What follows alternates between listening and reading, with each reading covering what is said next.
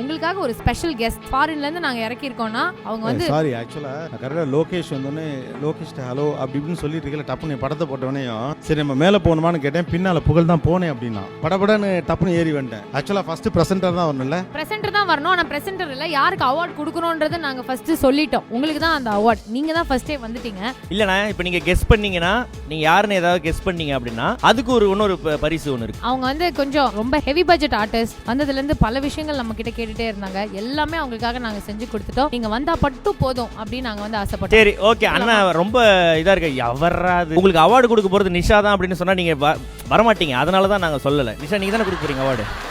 சும்மா சொன்னேன், உட்கார் அங்கேயே உட்கார். ஓகே, உங்களுக்கு யார் அவார்ட் கொடுக்குறாங்க பாத்துருவோமா? யாரு கொடுத்தா 3 2 1 வாங்க ப்ளீஸ் மக்களே. லெட்ஸ் வெல்கம் வெண்பா கோபிநாத் அவர்கள், கோபி அண்ணா's beautiful daughter.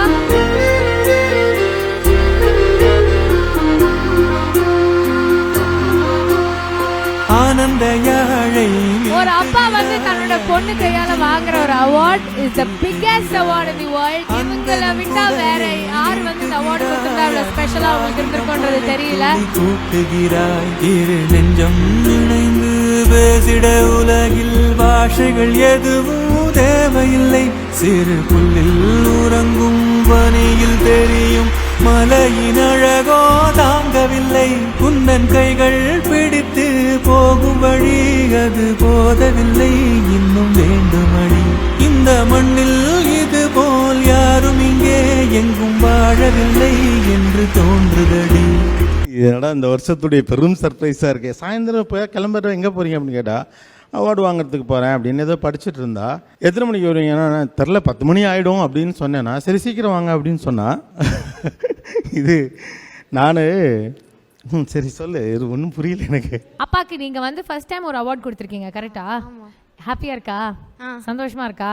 நான் அப்பாவோட என்னோட ஃபேவரட் லைனும் அப்பாவோட ஃபேவரட் லைனும் ஒன்று சொல்லிக்கிறேன். சந்தன காற்று நம் ஜன்னலில் வீசட்டும், சரித்திரம் நாளே நம் சாதனை பேசட்டும். நன்றி, வணக்கம். Thank you thank you thank you. ஆக்சுவலாக இந்த சர்ப்ரைஸை ஏற்பாடு பண்ணது யாரு? அம்மா அம்மா எங்க அம்மா வந்திருக்கா? அவங்க கிரீன் ரூம்ல இருக்காங்க. தேங்க்யூ, ரொம்ப சந்தோஷம். ஆக்சுவலாக உண்மையாகவே யார் கொடுக்க போகிறான்னு ஒரு சின்ன க்யூரியாசிட்டி எனக்கு இருந்தது தான். அப்புறம் விழாக்குழுக்கிட்டெல்லாம் கேட்பாங்க, அதெல்லாம் கேட்க வேற கூச்சம், நம்ம கேட்கவும் முடியாது. சரி யாராவது கொடுப்பாங்க அப்படின்னு நினச்சேன். இது உண்மையிலேயே பெரிய விஷயந்தான்.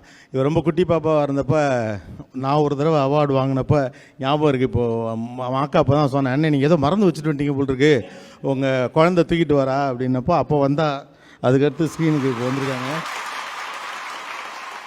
இது ரொம்ப சந்தோஷம், ஒரு புதிய துவக்கம் அப்படின்னு இதை நான் நினைக்கிறேன். ரொம்ப தேங்க்ஸ், தேங்க்யூ பிஹைண்ட் வுட்ஸ்.